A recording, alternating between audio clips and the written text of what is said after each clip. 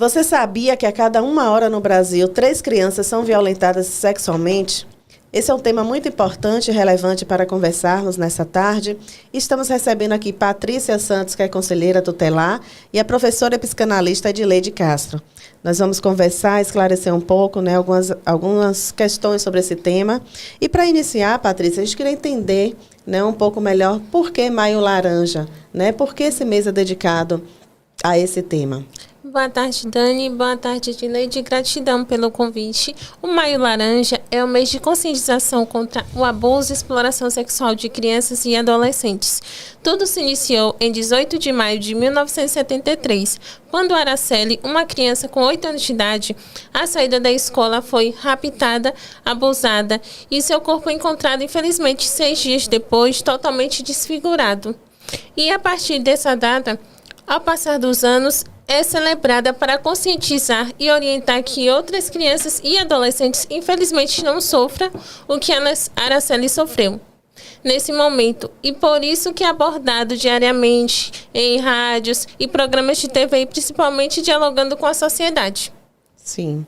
Esse crime de Araceli chamou a atenção, né? Naquela época, a gente já percebe, e esses dados vêm crescendo a cada dia mais, né? A gente vê que depois de 2020 piorou a situação, né? Aumentou bastante os casos.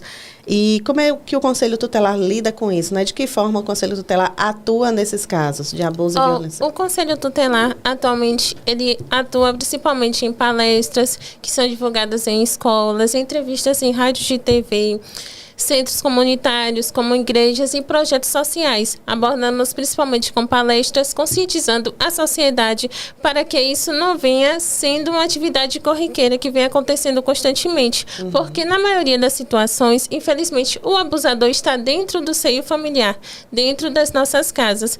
Por isso que conscientizamos a sociedade para que isso não aconteça e assim diminuindo essa grande fatalidade que é o abuso das nossas crianças. Certo, no caso aí de conscientização. Isso. E quando descobrem um caso, como é que vocês atuam, né? Como é que as pessoas podem acionar o Conselho Tutelar em casos como esses? O plantão do Conselho Tutelar ele funciona diariamente, 24 horas por dia, de segunda a domingo. Temos o plantão que é 24 horas. Se caso vocês puderem anotar, é 759-8114-3666, onde recebemos a denúncia de forma anônima, que o principal intuito é fazer o atendimento dessa criança e adolescente. Também através do Disque 100, 190 e principalmente presencialmente, onde atendemos e acolhemos essa criança e adolescente e fazemos os atendimentos necessários para que ela não tenha o direito violado e voz e espaço de fala na sociedade.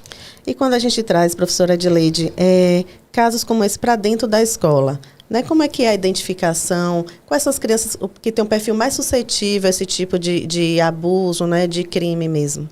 Vamos começar entendendo o que é abuso, né?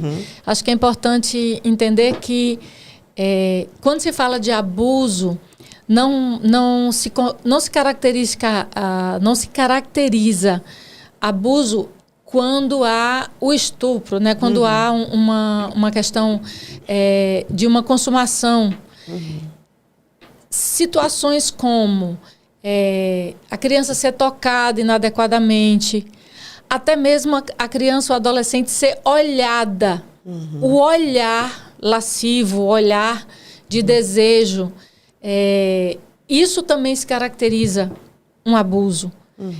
Palavras, assédio, muitas vezes a questão de colocar a criança no colo e tocar nas partes íntimas e alisar, ou então que essa criança também toque nas partes íntimas do adulto. Então, tudo isso é considerado abuso e tem suas muitas consequências na psique da criança. Então, tendo isso em vista, a questão do abuso, ela é principalmente alvejada para crianças que têm timidez. Uma criança que é aquela criança ativa, totalmente, qualquer coisa fala, os abusadores, eles têm medo. Eles não vão tão facilmente, não. Outra coisa também que assusta abusador é mãe que é muito ativa. Então, quando um abusador, que normalmente é próximo à família, ou como a conselheira falou, é do seio familiar, ou alguém próximo, eles conhecem o perfil da família. Tem uma entrevista com um abusador norte-americano que ele diz que antes de cometer o abuso com qualquer criança, ele monitorava a criança e os pais da criança. A rotina, né? Não, os pais, para saber que tipo de mãe, que tipo de pai era. Porque se é uma mãe passiva, se é um pai passivo, é uma vítima boa. E se a criança é tímida, perfeito. Então, ele consegue fazer a conquista, porque muitas vezes esse abuso ele se dá também de uma forma muito sorrateira. Como? Com conquista de presentes, com entrega de doces, com entrega aquele abusador, ele conquista a confiança da criança. Ele conquista. Eu tenho vários relatos que eu já ouvi de pessoas que dizem, mas o tio era gente boa. Eu não consigo ter raiva do tio. Mesmo ele tendo feito isso comigo, eu não consigo ter raiva. Porque ele foi a primeira pessoa que me deu atenção. Eu já ouvi isso de jovem, já ouvi isso de adulto, fazendo uma relação com o abuso que ele sofreu, inclusive abuso anal, abuso, sabe? Situações bem complexas, onde esse jovem, ele diz, não, eu não consigo ter raiva, porque ele era muito carinhoso e muito atencioso comigo. Ele me dava o que meus pais não me davam. Esse é um ponto. O outro ponto é esses pais que muitas vezes, por uma questão mesmo de correria, do dia a dia, eles não estão atentos aos sinais. E a escola, muitas vezes, recebe essa criança, recebe esse adolescente, onde ele dá alguns sinais, né? Alguns sinais de uma retração que ele não tinha antes, de dores abdominais que ele não tinha antes, às vezes sinais de machucado mesmo, que não tinha, principalmente quando se trata de creche, educação infantil, isso é muito característico, né? Quando há essa questão de tomar banho na escola, então se percebe muitas vezes esses sinais físicos, mas o psicológico, que é a questão da retração, do cabisbaixo, de não olhar.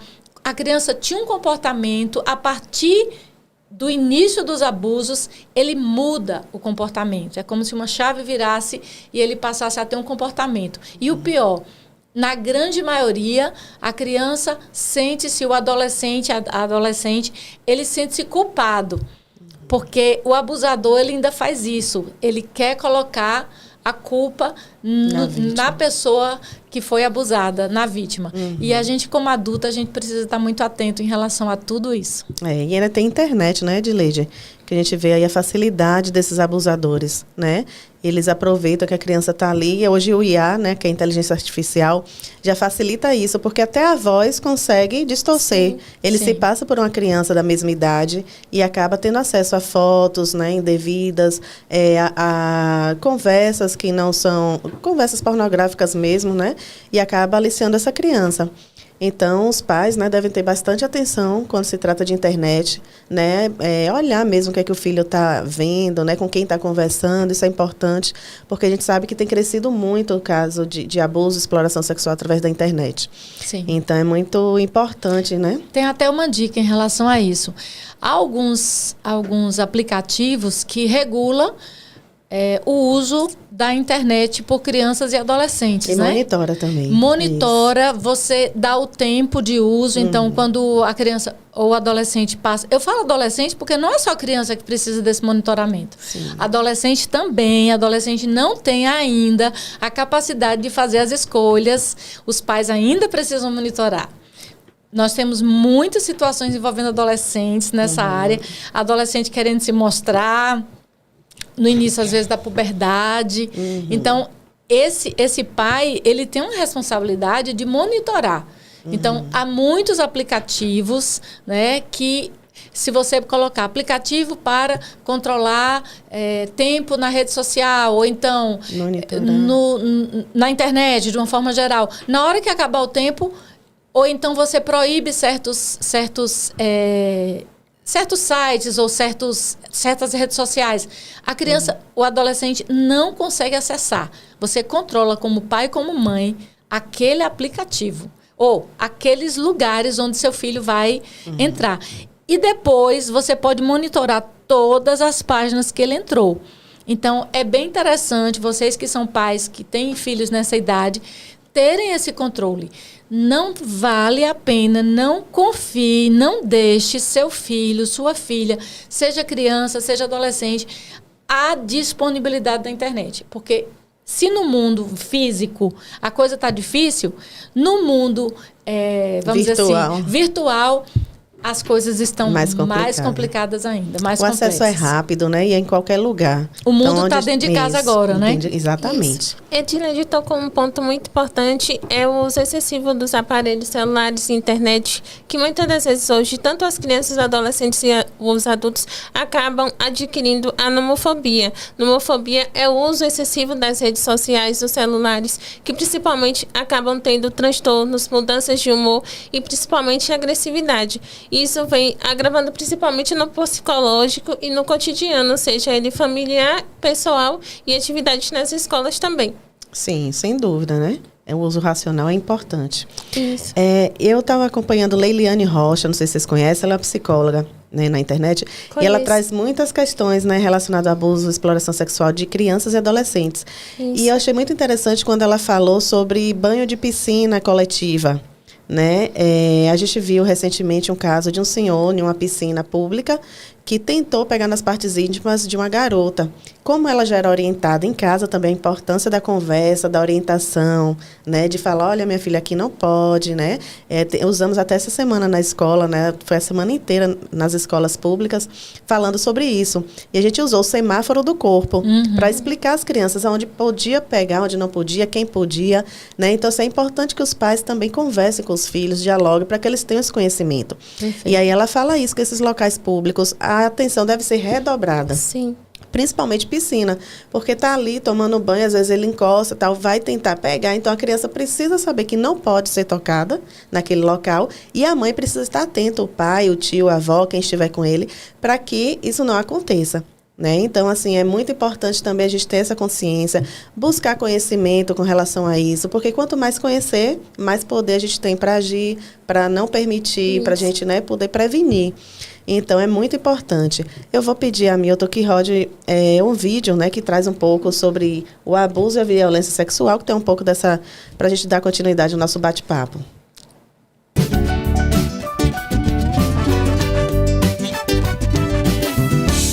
Oi, gente! Bem-vindos ao Plenarinho.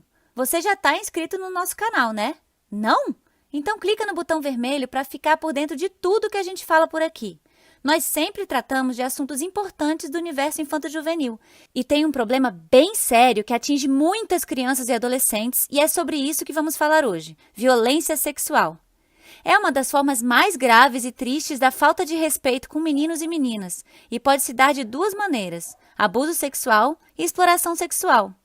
O abuso sexual existe quando um adulto, pode ser homem ou mulher, ou até um adolescente mais velho, busca satisfazer seus desejos sexuais com um menino ou menina.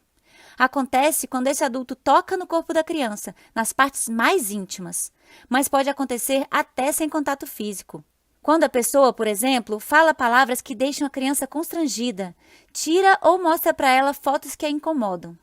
Já a exploração sexual é um tipo de violência que acontece quando a criança ou adolescente sofre abuso sexual em troca de alguma coisa: dinheiro, comida, roupas, um lugar para dormir. E por trás de toda criança explorada, normalmente tem alguém que lucra com esse negócio horrível, em bares, hotéis, casas de massagem ou até mesmo pela internet e pelas redes sociais. E quem são as vítimas desses crimes?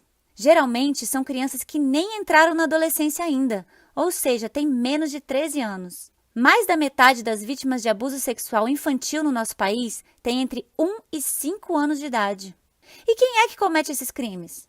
Não dá para reconhecer logo de cara um abusador de crianças, também chamado de pedófilo. Ele parece uma pessoa comum e pode ser de qualquer classe social. E o mais grave é que, na maioria das vezes, é alguém que a menina ou o menino conhece bem. Um membro da família, da igreja, da escola, do futebol ou de outro esporte, um vizinho. E você sabia que muitas vítimas nem sabem que sofrem abuso? Como crianças ainda não estão prontas para viver experiências sexuais, muitas nem sabem que estão sendo abusadas. Na maioria das vezes, o que elas sentem é uma grande angústia, medo, dor ou vergonha. Muitas meninas chegam até a engravidar dos abusadores. A internet é uma ferramenta que tornou mais fácil a atuação desses criminosos. É hoje em dia a principal forma de divulgação de pedofilia. Existem vários grupos de pedófilos que divulgam e trocam fotos e vídeos, fazem turismo sexual e até tráfico de menores. Por isso, atenção! Muito cuidado com os sites por onde você navega, com chats e redes sociais no computador ou no celular. Não converse na internet com quem você não conhece. Muitos pedófilos fingem que não são adultos. Usam outro nome e mentem a idade como forma de se aproximar. Eles podem parecer legais, fingem que gostam das mesmas músicas, jogos, programas de TV, tudo para ganhar a confiança da criança. Um perigo! Por isso, não poste fotos suas em blogs ou em sites. E nada de dar detalhes da sua rotina, de onde você mora ou onde você estuda. Mas e se algo já está acontecendo? O que fazer? Se você está incomodado com o comportamento de alguém mais velho, vive ou viveu alguma das situações que falamos hoje, converse com um adulto de sua confiança. E se você souber de alguém passando por isso, ajude urgentemente. Uma forma segura e anônima de fazer isso é pelo Disque 100. Peça ajuda também ao Conselho Tutelar. É ele o responsável por cuidar para que os direitos da criança e do adolescente sejam cumpridos.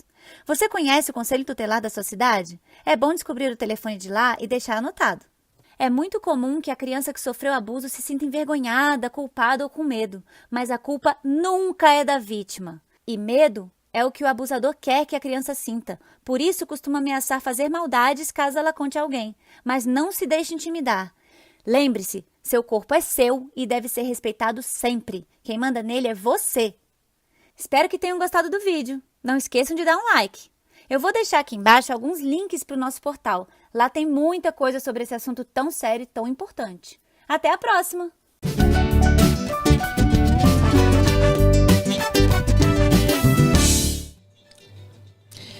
Muito interessante.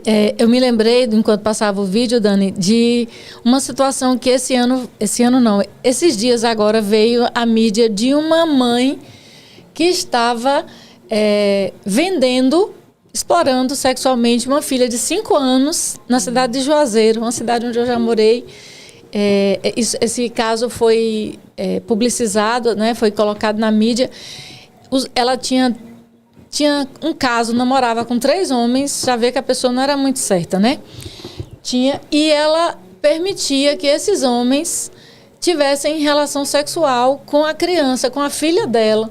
E essa criança começou a ser abusada com 3 anos de idade. Nossa. E ela tem agora 5 anos.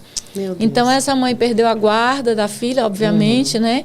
E tá todo um processo, mas você imagine as sequelas, né, que isso vai trazer na vida dessa criança, porque assim, acontece a situação muitas vezes, como disse, às vezes a criança nem sabe que está sendo abusada, nem entende que isso é um abuso, mas na psique tem um registro, existe, né, uma formação. Uma coisa interessante, a grande maioria das crianças que sofreram abuso na infância, elas vão ter tendência a ter ou depressão ou transtorno de pânico. Isso. Muitos casos de adultos, de jovens com transtorno de pânico, com depressão, além da questão da autoestima, né? Autoestima baixa, uma série de coisas, mas a questão da depressão e principalmente transtorno de pânico, muito relacionado à questão de abuso. Isso. Então, é preciso ficar bem atento. Infelizmente, muitas dessas crianças e adolescentes vão reproduzir o que elas viveram na infância e na vida adulta. Por isso que é importante a questão do atendimento psicológico. Essa repercussão que a Edileide começou a falar é importante a gente tratar também, né? Porque a importância de você contar. A gente conversou muito com as crianças na escola isso, né? Por mais, como o vídeo trouxe, que ele seja intimidado ou que seja ameaçado, olha, se você contar para alguém, vai acontecer isso. Conte, fale, grite, né? Procure alguém de confiança. Por quê? Porque quanto mais cedo descobre, menor são as repercussões, que a gente sabe, psicológicas, né? Então, assim, como a Edileide trouxe, a questão da angústia, da depressão, do transtorno de ansiedade, muitas vezes está lá atrás em algo que aconteceu, né? Então, é muito importante que essa criança que já passou por isso fale, né? Coloque para fora, encontre alguém de confiança para poder comunicar o que está acontecendo. E eu quero abrir um parênteses aqui para os pais, porque muitas vezes a criança quer falar. Exatamente. Tem casos em que a criança fala e os pais não acreditam. A mãe não acredita, os pais não acreditam e a criança ela é revitimizada. Verdade. Porque além dela ter sido vítima do abuso, violências, ela é também desacreditada, ela é muitas vezes ridicularizada, exposta e às vezes punida. Sim. Ela é punida por ter inventado uma história.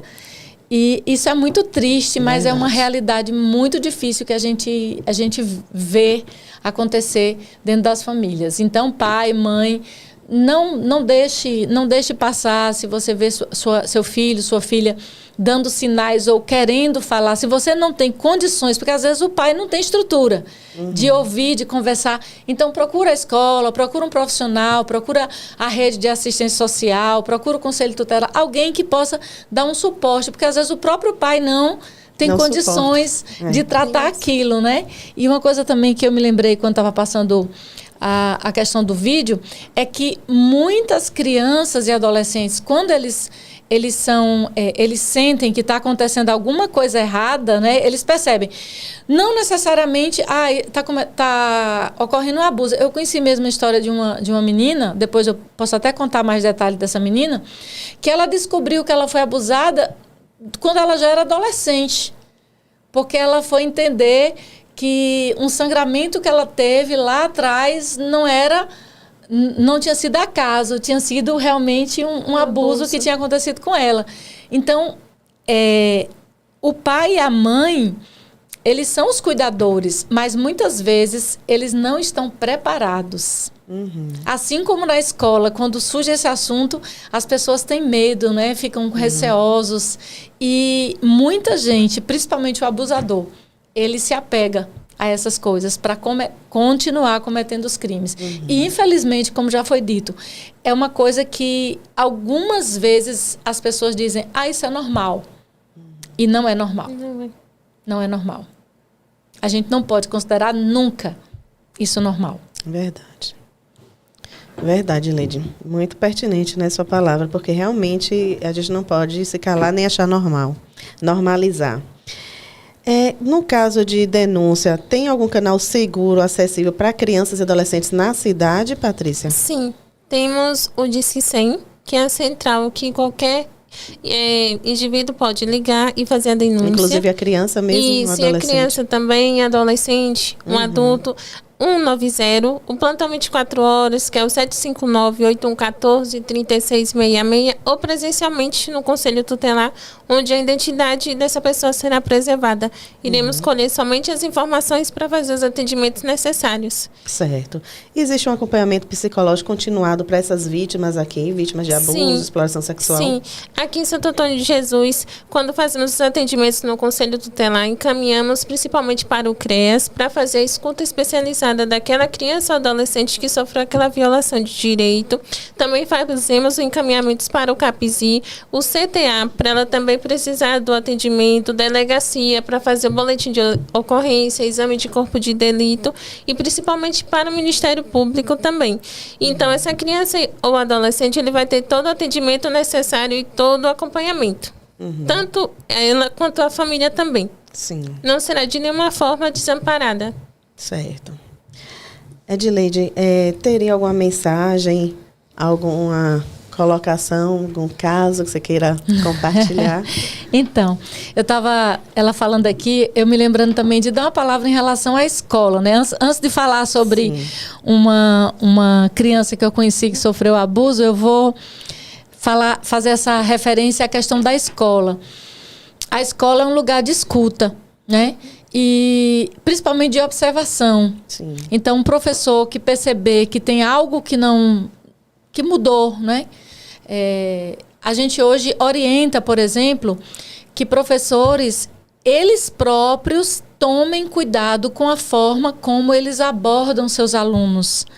A gente orienta, por exemplo, que não fiquem abraçando, pegando na cintura, que não fiquem fazendo carinho nesses alunos, porque esse professor, às vezes, por ser o professor, a adolescente permite.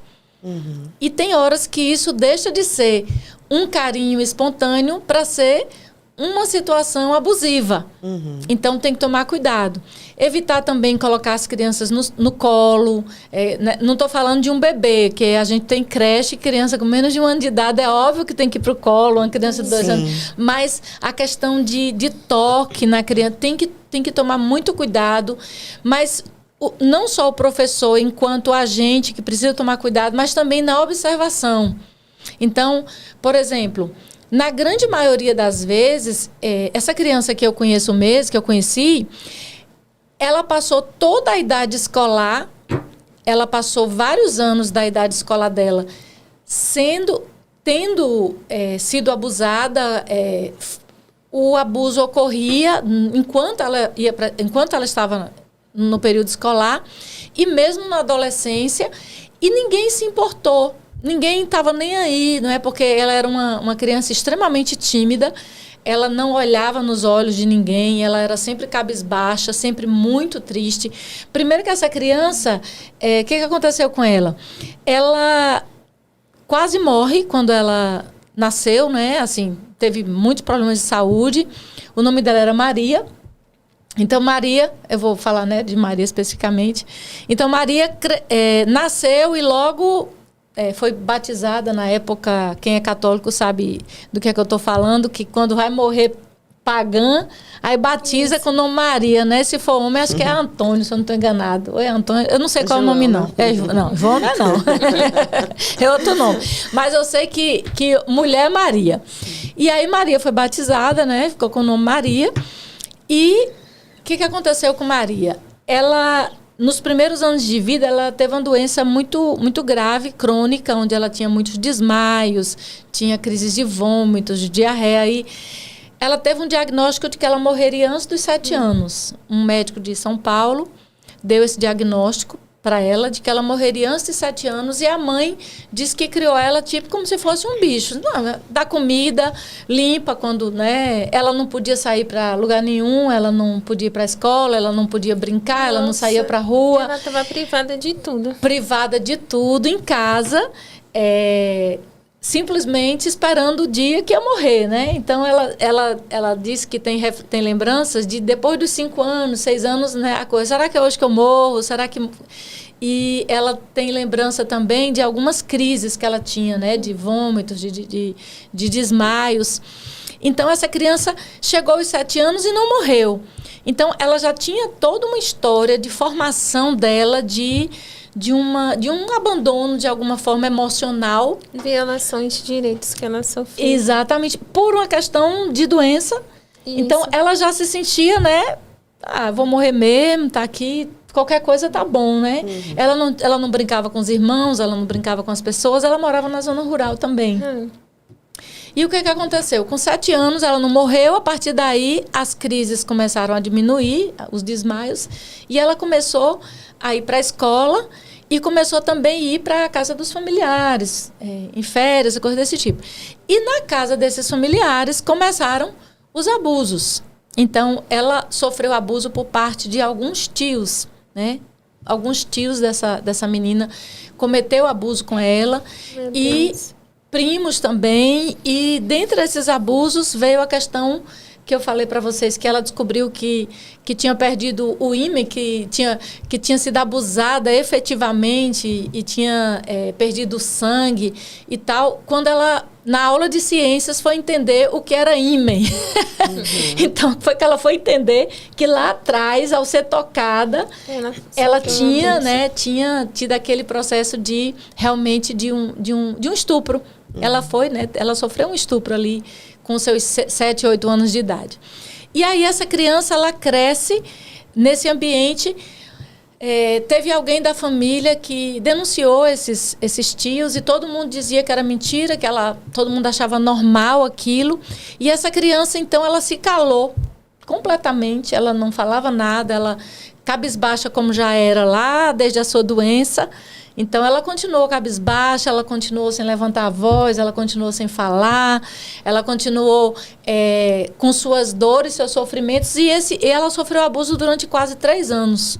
Então, foram quase 3 anos de sucessivos abusos, e essa criança, então, vai morar na cidade por conta dessa saída da zona rural para a cidade e o distanciamento desses tios, os abusos cessaram, mas essa criança então se tornou uma adolescente extremamente revoltada.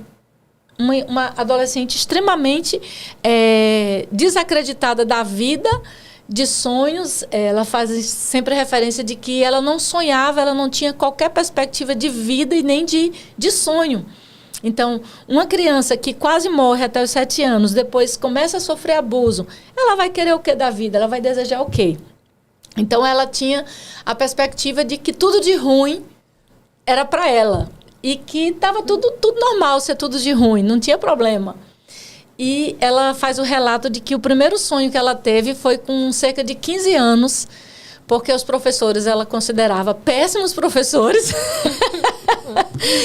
Professores que não se importavam com ela, né? Ela dizia assim: eu quero ser uma professora diferente desses professores que eu tenho. É como se dissesse assim: eu quero ser uma professora, mas eu não quero ser uma professora qualquer. Eu vou ser diferente, eu vou me importar com os meus alunos. Porque, na verdade, ela começou a perceber que ela nunca foi cuidada. Ela não era cuidada no ambiente familiar por uma série de questões. Inclusive, a questão dos pais não darem a atenção devida a essa questão dos abusos, né?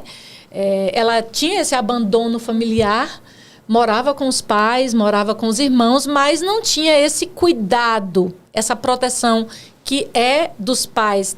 Os pais devem, né? Eu, particularmente, tenho 2 filhos e sempre tive com eles todo o cuidado. Assim, gente, não dá para confiar em ninguém. Isso, literalmente. O abusador, ele não tem a identidade revelada. Ele pode ser qualquer tipo de pessoa, pode ser negro, branco, pardo, indígena, loiro. Não tem cor, não tem perfil, né? Não tem perfil. Não tem, às vezes, como se falou no vídeo, crianças, adolescentes mais velhos, né? Às vezes primos, às vezes tios, às vezes padrasto, pai. Eu tenho um relato de meninas que foram abusadas pelos pais, né? Isso. Então, assim, Maria, ela passou por toda essa situação, né? De abuso, literal mesmo. E na vida dela, ela passou a ter o primeiro sonho dela quando ela tinha 15 anos, que era ser professora. Então, o primeiro sonho de Maria era ser professora. E ela também tinha muito medo de não casar.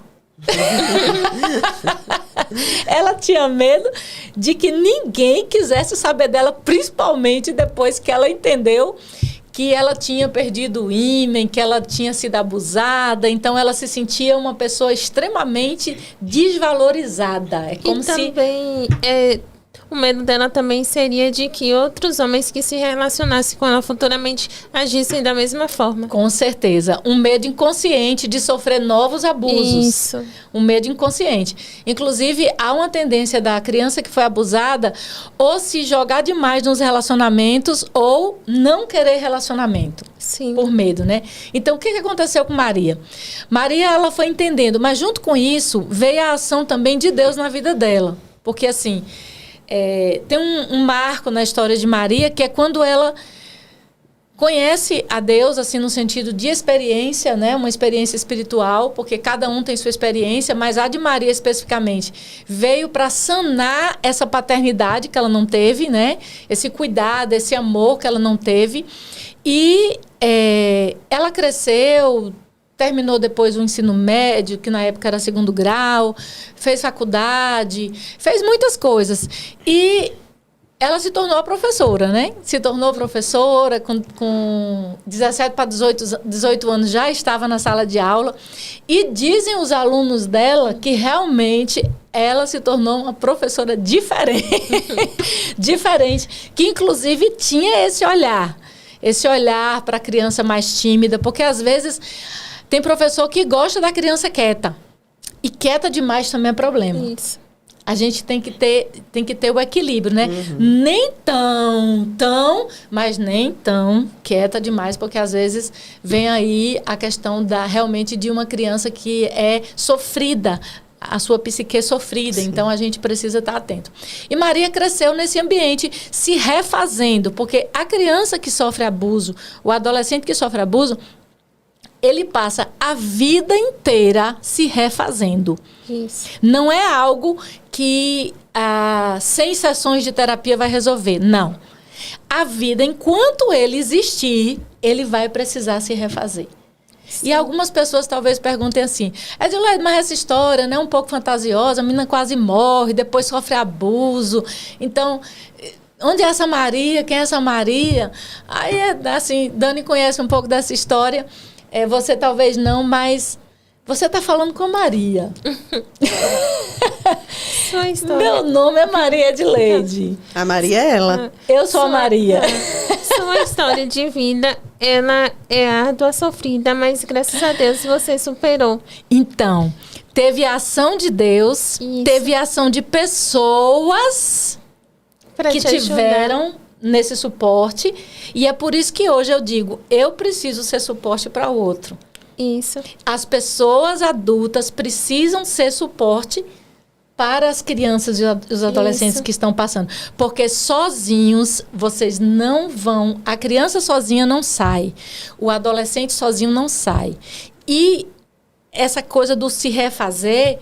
É interessante que algumas pessoas pensam assim, só foi um abuso. Queridos, olha, eu falo assim, quem sofreu aqui, ó, é a vida inteira.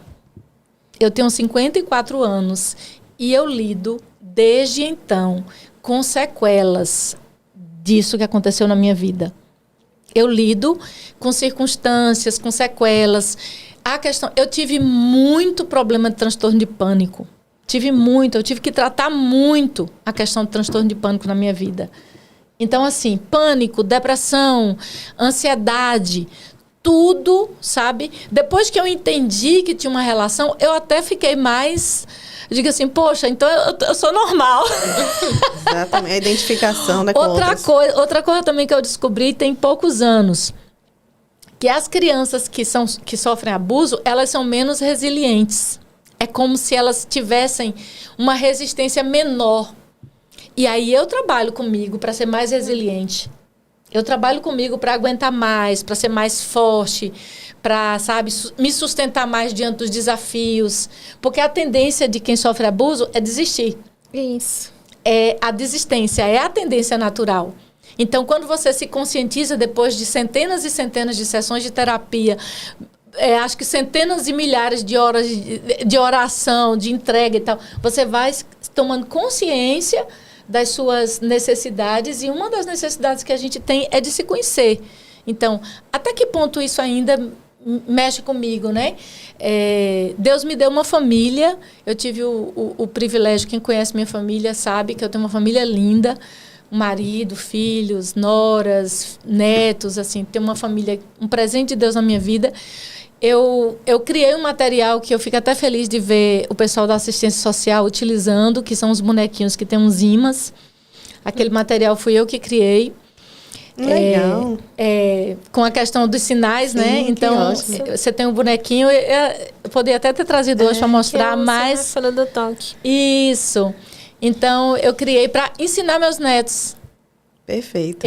Eu criei para ensinar meus netos, a minha neta e ao meu neto. Vou pegar a questão, pra Tita. pode, eu lhe dou um sim. E eu fiz o menino e fiz a menina, então vai colocando quando é vermelho, quando é verde. E eu falo para minha neta hoje tem 4 anos, mas eu comecei com ela com 2 anos de idade. Ensinando para ela, dizendo, olha, se alguém tocar aqui, o que é que você vai fazer? Vou gritar! Eu grito bem alto! Muito bom. Para todo mundo ouvir. Porque eu não gritei. Eu não gritei porque eu não sabia gritar. Isso. Eu não gritei porque quem gritou perto de mim não foi ouvido, e eu disse, não vão me ouvir também. Por um tempo, eu me senti culpada por não ter gritado. Depois eu entendi. Eu não tinha força para gritar. Eu não tinha força para pedir socorro. E teve um tempo, eu lancei um livro, foi interessante que uma vez uma pessoa da família me ligou e quis me colocar como alguém que estivesse expondo a família. Sabe? Alguém disse assim, você está expondo toda a família, como se eu fosse a errada. E eu disse assim, olha, vamos entender uma coisa, eu não sou mais a criança. Eu fui a vítima e a história é minha. Eu conto a minha história aonde eu quiser. Ninguém mais vai me calar. Ninguém vai mais me dizer, me ameaçar, me chantagear. Porque esses são alguns argumentos, né? Que, olha, vou contar para sua mãe que você deixou fazer isso. Eu ouvi muitas vezes dos meus tios isso. E aquela criança ou adolescente se sente inibido de falar porque não é acolhido pela sua família, pelas outras pessoas. E tem vergonha. A vergonha, porque assim... A culpa também, né? A culpa, você se sente culpado porque o abusador lhe acusa. Então, você precisa saber, você não é a culpada. É Criança não pode ser culpada. Eu já ouvi de abusador dizer assim, mas ela se insinuou para mim, uma criança de 6 anos de idade. A criança se insinuou para um safado, sem vergonha, doente, eu chamo isso de doente, de 50 anos de idade. Às vezes, quando eu vejo certas circunstâncias de pessoas já, às vezes até idosas, olhando assim, às vezes uma criança, uma jovem de cima a baixo assim, eu chamo a atenção mesmo. O que é que está olhando? O que foi? Eu encaro mesmo e digo. Um dia desse eu estava passando num lugar e meu marido ficou super preocupado comigo porque eu desci do carro. Eu estava vendo um jovem pegando a menina e segurando a menina. Eu desci do carro. Cadê sua mãe? Onde é que está sua mãe? Isso a gente não sabia. A gente estava visitando a cidade. Eu tinha ido fazer uma palestra nessa cidade. Eu parei no bairro, assim, vi a situação. Meu esposo ficou... Tu é louca, amor? Vem cá, cadê sua mãe? Solte a menina. Vá, onde é a sua casa? Tá ali. Vá para sua casa agora. Vá, caminhe. Pode ter salvado, né? Pode até ter acontecido, doutora, mas eu não como eu disse assim, eu não me omito, de ser bastante contundente. E falo para os pais, vocês são responsáveis por proteger seus filhos. Dani tem um filho pequeno. Você é responsável por proteger seu filho. Quem tem filho é responsável por proteger. Isso. Nós, enquanto adultos que estamos ao redor, nós somos responsáveis por isso. Então, nós precisamos ficar atentos. E eu tive o privilégio de me superar, Eu digo que foi a graça de Deus, muito amor de Deus na minha vida. Mas eu conheço tantas outras que ficaram pelo caminho. Que não tiveram a mesma oportunidade que você teve. Não tiveram. E eu, há uns 10 anos atrás, já com 40 e tantos anos, eu ouvi de um dos abusadores dizer que era besteira minha, que era normal acontecer aquilo. Não devemos normalizar nenhum tipo de violação com criança ou adolescente. E, assim, foi interessante que algumas pessoas adultas ainda têm esse comportamento de dizer que é normal. Porque ainda na nossa sociedade que a gente vive, em pleno século XXI, ainda há um tabu, há uma certa ignorância relacionada sobre o tema de abuso, ao estupro. Porque quando uma criança ou adolescente é abusada, vai trazer grandes indícios a prejudicar no desenvolvimento dela, cognitivo, pessoal, e principalmente no futuro. Sim. Porque algo que aconteceu, mesmo sendo há um tempo atrás ou no futuro presente, vai prejudicar ela como um indivíduo, como ser humano, profissional e principalmente pessoas. Como ela vai se relacionar devidamente àquele trauma que infelizmente ela sofreu. E por isso que é importante ser acolhido, ser entendido e respeitado, que aquela criança tenha voz de fala na sociedade. Porque muitas das vezes a criança, adolescente se sente oprimido, não tem um espaço para falar. E respeito também. E uma coisa também que eu gostaria de salientar em relação aos adolescentes é que muitas vezes esse menino está no início da puberdade, essa menina. E às vezes ele pode gostar. E não é por isso que deixa de ser abuso. E não é por isso que deixa de ser violência. O ECA está aí, né? Estatuto da Criança e do Adolescente. Exatamente. Não é porque é crime. Então, assim, não tem outro meio a não ser um crime, né? Então, assim, quando eu decidi, há 2024, há 15 anos atrás, falar sobre minha história, um dos objetivos era dar uma palavra de voz aos professores. Não sejam como os professores de Maria, não sejam, né, como os meus professores. Observem os sinais, estejam atentos aos sinais. Escutem, ouçam. Um adolescente não é rebelde do nada por nada. Isso. Existe uma história por trás. E também aos pais. Sempre uma palavra aos pais. Cuidem dos seus filhos, protejam seus filhos. Não é de que eles vão deixar de viver, mas é preciso proteger. E hoje, mais do que a proteção física, ainda tem o acréscimo da proteção virtual. Exatamente. Então fica essa palavra para vocês, enquanto educadores, para nós, enquanto educadores, enquanto pais. Isso. Que história, né, gente? Eu fico aqui porque são tantas coisas assim. Ela falou sobre resiliência. Eu acho que, Adileide, sua vida é um exemplo de resiliência, né? De fé, de graça de Deus mesmo sobre a sua vida. E de exemplo pra gente, né? Porque às vezes algo tão menor que isso que a gente passa, a gente já se entrega, né? Então, assim, você superou aí caminhos, percursos. Eu costumo dizer que não é um passado, mas é um livro com capítulos, né? E você tem escrito a sua história de forma brilhante, né? Hoje assumindo um cargo tão importante na educação e que você tem feito diferença, né? Então, assim, que todos estejam atentos a isso, né? Aos conselhos que você deu enquanto pessoa que já passou por essa situação, de atenção mesmo, de escutar, é diferente de ouvir, né? De escutar, de acolher com amor. Então, assim, a superação é um exemplo para a gente, né? Que fica aqui. Isso é muito bom, poder conversar nesse sentido, né? Da superação. Então, assim, gente, quem já passou pela situação, pode se inspirar, né? Ter vidas que inspiram, como a de Adileide, né? Como ela trouxe aqui a Maria. E entender que é um processo mesmo, é gradual, como ela disse, né? Diariamente, estar ali vendo o que é que ela pode melhorar, né? Ter Deus, fé, graça de Deus na sua vida também é importante. E falar, né? Não deixar de falar. Cura, né? pela fala, né? Exatamente, cura pela fala, né? Temos As primeiras vezes que eu falei minha história, eu chorava horrores, assim. As primeiras vezes que eu contei, né? Eu chorava, gente, assim, desesperadamente. Era uma dor. E parecia... também até por conta que você tinha medo do julgamento das outras pessoas. Também, Ela se bem revive, que eu já... né? Relembra, revive. Mas eu acho que mais era a dor ainda de não ter falado o suficiente, né?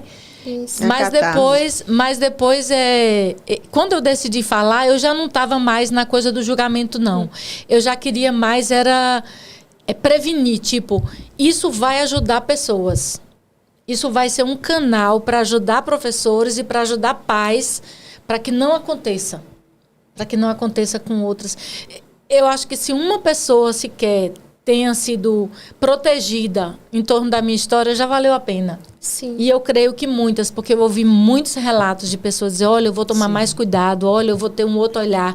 E eu perguntei a muitas, eu acho que há centenas de lugares onde eu fiz palestras, quantas Marias tem na sua rede, quantas Marias tem na sua sala de aula, quantas Marias tem na sua vida, na sua história, que você às vezes passa desapercebido.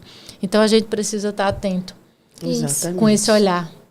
Exatamente. De amor e de acolhimento. Isso. Perfeito.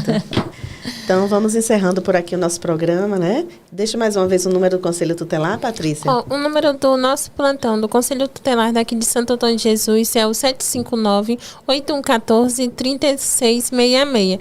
E gratidão a Dani pelo espaço de fala e a Eline pela sua história de vida, que também é uma história que passa para as outras pessoas o que você viveu. Que infelizmente foi um momento dolorido, mas você passa uma conscientização para outras pessoas, para outras crianças, adolescentes e adultos que não se calem, para que isso não aconteça novamente. E nosso dever como indivíduo, como sociedade, é conscientizar a população para que essas crianças e adolescentes tenham espaço de fala, que não se calem, denunciando através do Disque 100, plantando o Conselho Tutelar do seu município, da sua cidade, pelo Disque 190 também e até presencialmente. É meu dever, seu dever, o nosso dever, como trabalhar em políticas públicas, defender as nossas crianças, que elas são o futuro, que vão semear para os futuros cidadãos, e elas merecem principalmente respeito e empatia. Gratidão pelo espaço. Obrigada, Patrícia. Adileide. Um abraço bem carinhoso a todos vocês e dizer que o que nos define não é o que aconteceu, mas o que a gente faz com o que aconteceu com a gente, né? O que aconteceu, ele causa marcas, muitas vezes cicatrizes profundas, mas eu creio que o amor de Deus, que as pessoas que Deus coloca como anjos muitas vezes nas nossas vidas, faz com que a gente possa superar e vencer esses desafios. E o meu desafio é que a gente também seja anjo na vida das pessoas, que as nossas mãos, os nossos pés, a nossa voz, os nossos ouvidos possam acolher as crianças que hoje estão na nossa responsabilidade, estão no nosso tempo hoje, e que a gente faça a diferença na vida das pessoas, que foi para isso que Deus nos criou. Perfeito. Muito obrigada pela presença de vocês. Obrigada a todos que estão assistindo também nesse momento. E até o próximo episódio. Muito obrigada.